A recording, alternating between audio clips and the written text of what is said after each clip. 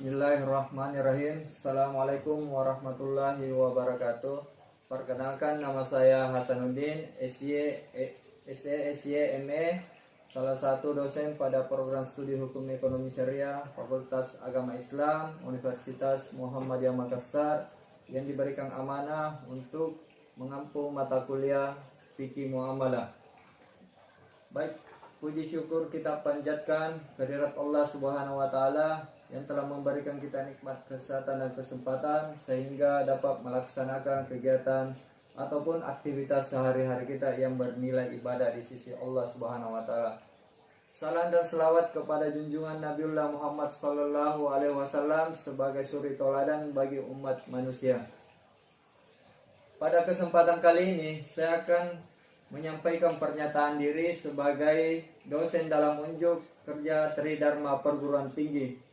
Namun, saya sebagai salah satu dosen pada Perguruan Tinggi Muhammadiyah, tentunya kami dituntut untuk melaksanakan Catur Dharma Perguruan Tinggi Muhammadiyah yang meliputi pendidikan, penelitian, pengabdian kepada masyarakat, dan pelaksanaan al-Islam kemuhammadiyahan.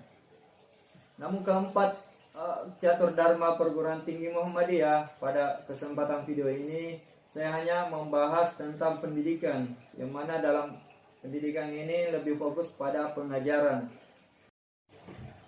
Mata kuliah ini mendeskripsikan dan mengkaji tentang hukum Islam yang mengatur hubungan sesama manusia dalam rangka untuk memenuhi kebutuhan hidupnya.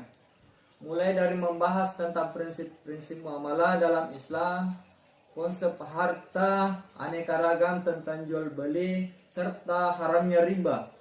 Dalam fikih muamalah, di sini ditekankan tentang haramnya riba, karena ini adalah salah satu kunci untuk masyarakat ataupun mahasiswa lebih memahami tentang haramnya riba, karena telah dijelaskan bahwa riba itu sangat merusak tatanan kehidupan masyarakat, khususnya pada perekonomian. Mata kuliah ini merupakan instrumen penting untuk membekali mahasiswa agar memahami menerapkan konsep muamalah berdasarkan rambu-rambu syariat Islam. Pemahaman tentang fikih muamalah akan mendorong sikap menghargai keanekaragaman budaya, pandangan, agama, dan kepercayaan serta pendapat orang lain. Baik, pada mata kuliah ini CPL memberikan beban kepada mata kuliah fikih muamalah. Terdapat ada 6 CPL. Yang pertama, menghargai keanekaragaman budaya, pandangan, agama, dan kepercayaan serta pendapat orang lain. Yang kedua, memahami dan menguasai dasar pengambilan keputusan. Yang ketiga, mampu menerapkan pemikiran yang logis, kritis, dan sistematis. Yang keempat, mampu mengambil keputusan secara tepat dalam konteks penyelesaian masalah di bidang keahliannya. Yang kelima, mampu membuat dan menganalisis akad-akad di lembaga keuangan syariah. Serta yang keenam, mampu merumuskan keputusan hukum positif dan hukum ekonomi syariah secara integral. Kemudian pada capaian pembelajaran mata kuliah fikih muamalah terdapat 3. Yang pertama, mahasiswa mampu menganalisis fikih muamalah secara komprehensif. Yang kedua, mahasiswa mampu menyebutkan macam-macam akad dalam konteks fikih muamalah. Yang ketiga, mahasiswa mampu mendeskripsikan transaksi ekonomi konvensional dengan ekonomi Islam. Sistem pembelajaran yang saya terapkan pada mata kuliah fikih muamalah ini, yang pertama, jumlah pertemuan 16 pertemuan, yang mana dilaksanakan daring maupun luring. Beban waktu pembelajaran 2 SKS, yang mana terdapat tatap muka 2 kali 50 menit, belajar mandiri 2 kali 60 menit, serta tugas terstruktur 2 kali 60 menit. Ujian tengah semester dilaksanakan pada pertemuan ke-8 serta ujian akhir semester atau UAS dilaksanakan pada pertemuan ke-16. Media pembelajaran yang saya gunakan pada mata kuliah fikih muamalah ada 7. Yang pertama, dokumen. Pemberian materi kepada mahasiswa berupa dokumen atau file. Yang kedua, video. Pemberian video apabila ada contoh kasus yang diberikan kepada mahasiswa. Yang ketiga, tugas. Pemberian tugas mandiri. Yang keempat, slide. Materi dalam PowerPoint. Yang kelima, kuis. Kemudian yang keenam, Google Meet, Zoom, dan Luring. Yang ketujuh, WhatsApp Group. Kemudian model yang saya gunakan dalam pembelajaran ini, yang pertama, ceramah pemaparan materi oleh dosen kepada mahasiswa. Yang kedua, diskusi. Mahasiswa mendiskusikan masalah yang diberikan dosen. Yang ketiga, tugas individu. Yang keempat, discovery learning.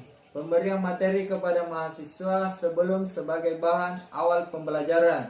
Sistem pembelajaran yang diterapkan pada fikih muamalah ini, yang pertama, absensi. Absensi diberikan nilai 10%, kemudian diskusi 5%, kuis 5%, tugas makalah 5%, tugas lainnya 5%, dan tugas proyek 10%, ujian tengah semester 30%, dan ujian akhir semester diberikan 30%. Baik, berikut ini saya akan menampilkan video proses pembelajaran yang telah saya lakukan via daring pada mata kuliah fikih muamalah. Baik, kita saksikan bersama materi pembelajaran saya lewat daring. Waalaikumsalam. Baik, alhamdulillah, puji syukur kita panjatkan kehadirat Allah Subhanahu wa taala yang memberikan kita nikmat kesehatan dan kesempatan sehingga pada pertemuan kedua perkuliahan ini kita masih diberikan kesehatan dan kesempatan sehingga bisa bertemu secara online. Salam dan selawat kepada junjungan Nabiullah Muhammad sallallahu alaihi wasallam sebagai suri tauladan bagi umat manusia, baik umat Islam maupun non-Islam, yang memberikan pencerahan pada semesta alam ini. Baik, pada pertemuan ini saya akan membahas tentang prinsip-prinsip dalam bermuamalah. Baik, insya Allah saya akan tampilkan PowerPoint tentang insya Allah nanti tahun depan bisa lah kuliah secara offline. Baik, pada kesempatan ini insya Allah saya akan menyampaikan materi tentang prinsip-prinsip bermuamalah. Tunggu saya dulu buka PowerPoint. Oke.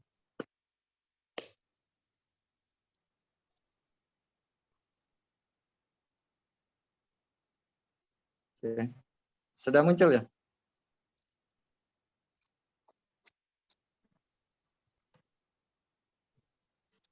Iya, Kak. Oke, sudah muncul. Oke. Insya Allah pada kesempatan ini saya akan membahas tentang prinsip-prinsip muamalah. Namun terlebih dahulu setiap PowerPoint yang saya tampilkan ini selalu menampilkan identitas dari mata kuliah yang saya ajarkan. Ya, ini mulai dari mata kuliah, fikih muamalah, dosen pengampu, kode mata kuliah, SKS, sama semester, dan di pertemuan keberapa. Kalau hari ini, alhamdulillah kita masuk dalam pertemuan kedua. Baik, kita masuk pada materi, yakni tentang prinsip-prinsip bermuamalah. Pada prinsip bermuamalah ini ada beberapa bagian. Insyaallah saya akan membagi beberapa bagian pada materi ini. Yang pertama, Allah Maha Pemberi. Di mana yang dimaksud di sini Allah Maha Pemberi adalah Al-Wahhab, yang Maha Pemberi. Al-Wahhab terampil dari akar kata wahabah, yang berarti memberi dan memberikan sesuatu tanpa imbalan. Artinya di sini Allah telah memberikan kita sesuatu, Allah tanpa meminta imbalan dari kita. yakni dalam bertransaksi tentang perekonomian ataupun dalam melaksanakan kegiatan-kegiatan ekonomi. Kita dituntut untuk melaksanakan kegiatan ekonomi sesuai dengan tuntunan syariat Islam. Baik, kemudian selanjutnya niat yang tulus. Nah, di sini maksudnya bahwa niat yang tulus karena sesuatu yang kita kerjakan harus dimulai dengan niat. Jadi semua bentuk aktivitas muamalah yang kita lakukan itu akan menjadi ibadah ketika niat dikerjakan karena Allah Subhanahu wa taala. Yang kedua, usaha yang halal. Ini sebagai mahasiswa hukum ekonomi syariah, tentunya ini harus lebih memahami tentang usaha apa yang dilakukan yang sesuai dengan syariat Islam. Karena kita belajar tentang hukum-hukum ataupun larangan-larangan yang ada dalam ekonomi. Termasuk salah satunya adalah riba, maisir, dan gharar. Itu yang sangat dilarang. Oke, kemudian menunaikan hak. Artinya bahwa ini merupakan persaudaraan sesama muslim menjadi salah satu prinsip penting dalam Islam.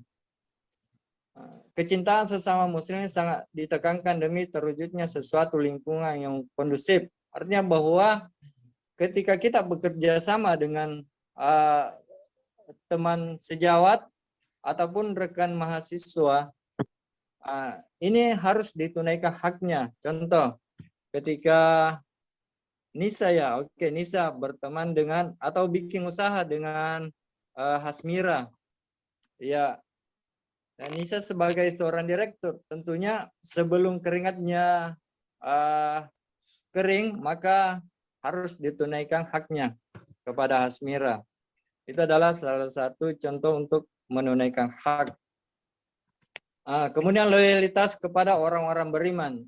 Ini sebagai seorang mahasiswa hukum ekonomi syariah, tentunya adik-adik harus paham ini, bahwa kita sebagai seorang muslim tentunya harus loyal terhadap orang-orang beriman ataupun sesama muslim. Namun tidak menutup kemungkinan kita bekerja pada orang muslim, itu tidak dilarang.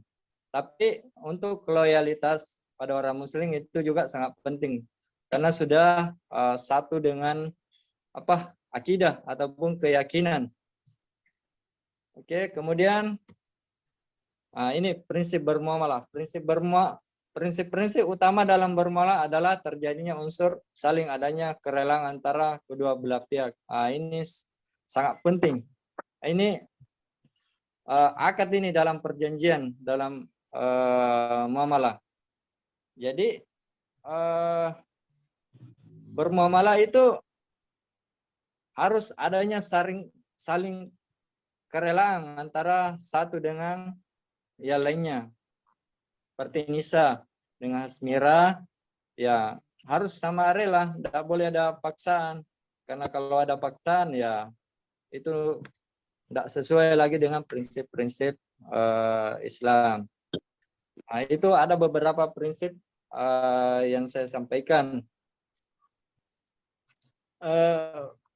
Kemudian hubungan manusia dengan Allah dan peranannya di muka bumi ini. Nah, ini penting bahwa sesungguhnya kita diciptakan oleh Allah sebagai makhluk paling sempurna dibandingkan dengan makhluk Allah lainnya sekalipun malaikat. Nah, bahwa artinya bahwa kita ini memang memiliki kelebihan di antara makhluk lainnya, sehingga dalam melaksanakan kegiatan ekonomi tentunya harus berpedoman pada prinsip-prinsip syariah yang tidak melanggar aturan. Jangan sampai ada ini sebagai mahasiswa hukum ekonomi syariah ya melanggar itu. Ini jangan ya, karena kita sudah belajar di dalamnya mulai dari semester 1, semester 2, semester 3 sampai semester 8 selalu berkaitan dengan aktivitas ekonomi. Oke. Baik, itu pemaparan singkat yang telah saya berikan kepada adik. Insyaallah sebentar kita diskusikan, karena minggu lalu saya sudah kasih tugas untuk mendiskusikan materi ini, karena saya sudah kasih pengantar tentang prinsip-prinsip dalam bermuamalah. Jadi selanjutnya pada kelompok yang telah saya tunjuk bisa memaparkan, kemudian kita diskusikan pemaparannya. Baik, saya persilakan kepada kelompok yang telah saya tunjuk pertemuan lalu. Silakan.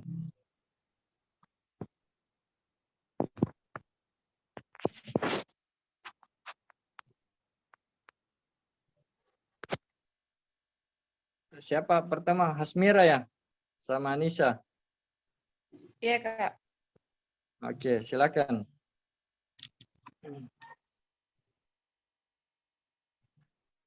Oke, saya end dulu jadi PowerPoint-nya. Oke, nanti kita diskusi.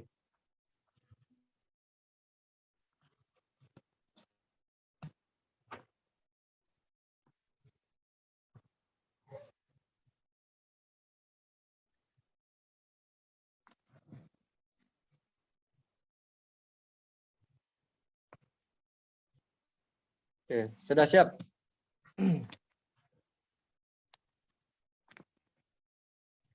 Tapi saya nanti sebentar dibantu siapa teman kelompoknya.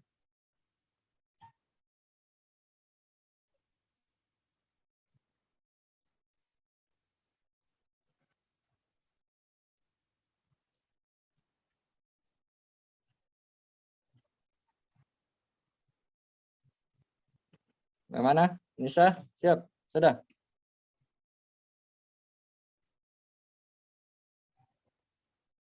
Oke, masih di mute ya?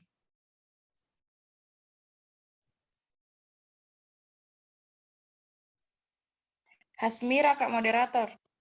Oh ya, mana? Silakan Hasmira. Baiklah, itulah tadi yang telah dijelaskan oleh Al-Ustaz mengenai materi prinsip-prinsip bermuamalah. Apabila ada teman-teman yang kurang dimengerti, mungkin bisa diajukan pertanyaan. Mungkin saya jelaskan dulu, Hasmira, baru dikasih pertanyaan ke teman-teman. Baik, silahkan. Baik, bismillah. Assalamualaikum warahmatullahi wabarakatuh. Terima kasih atas kesempatan diberikan kepada moderator. Jadi saya atas nama Nisa Zaki Humairo dari kelompok 1 yang beranggotakan dua orang, yaitu ada Hasmira Haryanti dan saya sendiri Nisa Zaki Humairo. Jadi langsung saja, mungkin pada kesempatan kali ini saya mendapatkan judul makalah yaitu tentang prinsip-prinsip bermuamalah.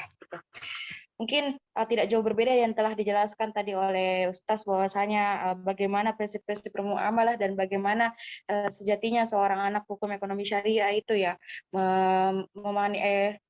mengaktualisasikan muamalah ini sebaik-baiknya dan sesuai dengan tuntunan syariat gitu. Jadi mungkin bisa saya jelaskan dari awal bahwasanya saya jelaskan dulu tentang bagaimana ada kalimat ada kata yang dijelaskan bahwasanya ada yang dinamakan al-wahab gitu. Adalah yang memberi walau tanpa dimintai banyak dari miliknya gitu. Dia memberi berulang-ulang bahkan berkesinambungan tanpa mengharapkan imbalan baik duniawi maupun ukhrawi. Al-Ghazali ketika menjelaskan makna kata al-wahab menekankan bahwa pada hakikatnya tidak mungkin tergambar dalam benak adanya yang memberi setiap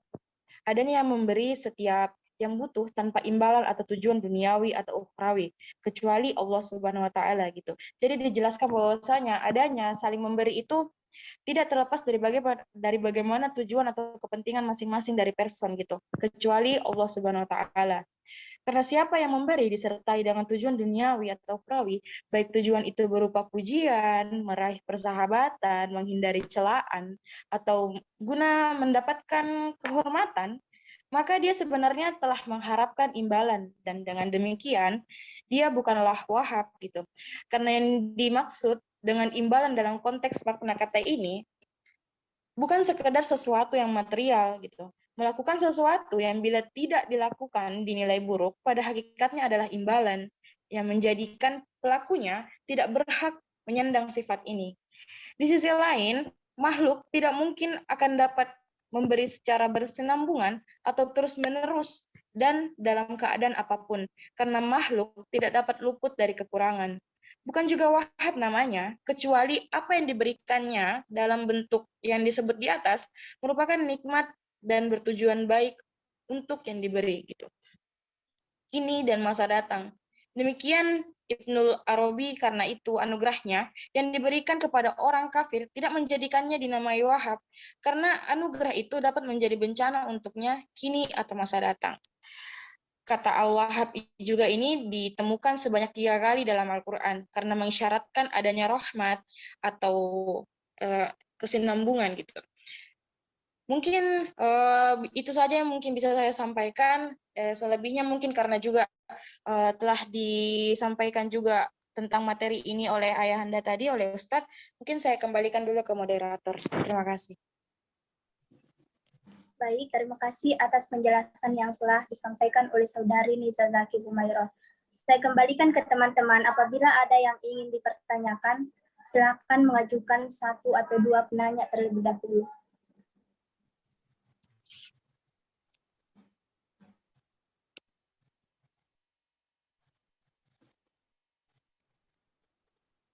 Oke, ada yang bertanya. Fajrul, mana? Fajrul, silakan. Kita diskusi.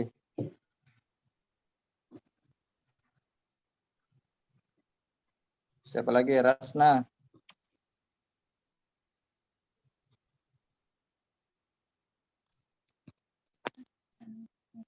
Oke.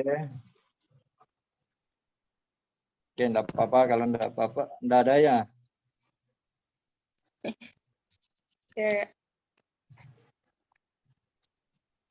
Oke, baik. Terima kasih. Kalau enggak ada yang bertanya, alhamdulillah mungkin sudah paham. Semoga. Insyaallah. Terima kasih kepada pemateri tadi yang telah membantu saya. Insyaallah ini merupakan salah satu diskusi bagi pada kesempatan ini. Baik, untuk adik-adik semua, saya harapkan nanti lebih aktif lagi dalam diskusi.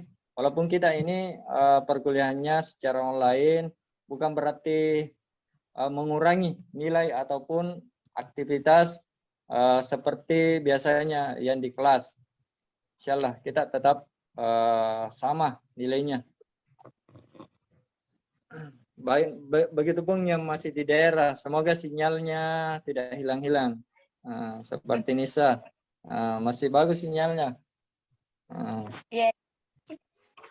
Insyaallah. Siapa lagi? Reski Ade yang di mana kamunya jauh ya? Oke, insyaallah. Baik, mungkin materi ini saya cukupkan. Insyaallah kita ketemu lagi pekan depan dengan materi yang berbeda lagi. Insyaallah kan kemarin minggu depan saya sudah bagikan kelompoknya. Jadi sama seperti ini. Insyaallah minggu depan pertama saya jelaskan dulu awal lewat PowerPoint. Kemudian kita diskusikan lagi apa-apa yang perlu kita diskusikan dengan materi ini. Karena sebenarnya materi fikih muamalah ini panjang ya. Jadi kita harus singkat-singkat. Karena segala aktivitas ekonomi itu masuk dalam muamalah. Jadi semua yang berkaitan dengan aktivitas ekonomi itu masuk muamalah. Jadi panjang.